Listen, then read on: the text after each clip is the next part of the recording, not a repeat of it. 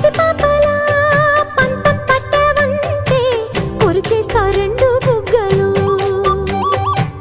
అనబాటుగా Oppo తప్పో అంటే కొడతారా చెంప దెబ్బలు.